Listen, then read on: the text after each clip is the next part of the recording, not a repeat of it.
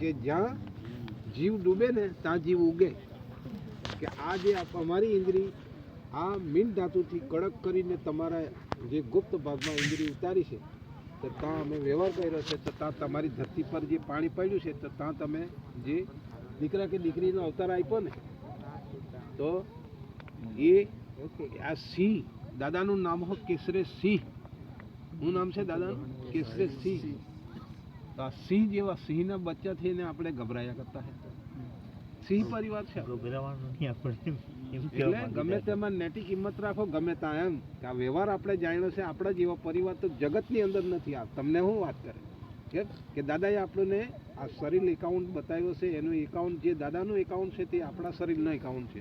તો તેની થકી આ દસ્તાવેજ છે કે તારી પાસે એવા કોઈ ડોક્યુમેન્ટ દસ્તાવેજ આ બે આંખે જોઈ હતું એવો. તો ભગવાન એટલે છિદ્ર એટલે એ કાણું. જો આ કાણું નહીં તો અવતાર નહીં હતો. ને કોઈએ ભગવાન જોયો નથી કે કૂતરા બલાડામાં ધોધ ઢાંકણમાં કઈમાં એવો કેવો તો કોઈ માણસમાં આવતો તો કોઈએ જોયો નથી. ને ભગવાનનું નામ લિયા કરે. ત્યારે એક ગામમાં મંદિર બનાવે ને ત્યાં સોનાની ચાંદીની લાકડાની માટીની બનાવી મૂર્તિ, તે મૂર્તિ બનાવીને ત્યાં બેહાડ દે. એની પ્રાણ પ્રતિષ્ઠા કરે. તેમાં જીવ ગાલે પ્રાણ પ્રતિષ્ઠા બ્રાહ્મણને બોલાવીને જીવ ગાલે. હવે આપણે તો રોજના 10 રૂપિયાનું તેલ ને 20 રૂપિયાની અગરબત્તી, રોજના 30 રૂપિયાનો ખર્ચો કરે તો મહિનાના 900 રૂપિયા થાય. જો બરાબર સાંભળજો હે, વચમાં ટક્કર હે ને તો તમારો મેન નહીં આવે ને કોઈને સાંભળવા. તો રોજના 30 રૂપિયાનો ખર્ચો તો મહિનાના 900, તો 12 નવા કેટલા થાય? 10,000 થઈ જાય.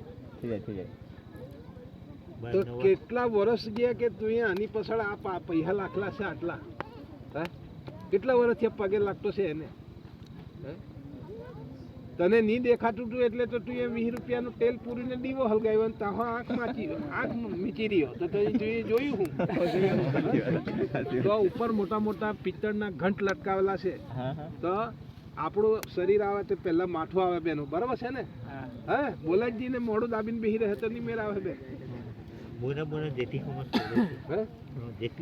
પણ એ લોકો ઉકારો આપે ને તો આપણને હા દાદા એમ કહે ને તો એ લોકોને ખબર કે હા દાદા અમારો જો એ લોકો જન્મ આપેલો છે દીકરા દીકરીને એ તો ખબર પડે ને. હા તો એ જે છે કે આપણે જે શરીર આપણું આવ્યું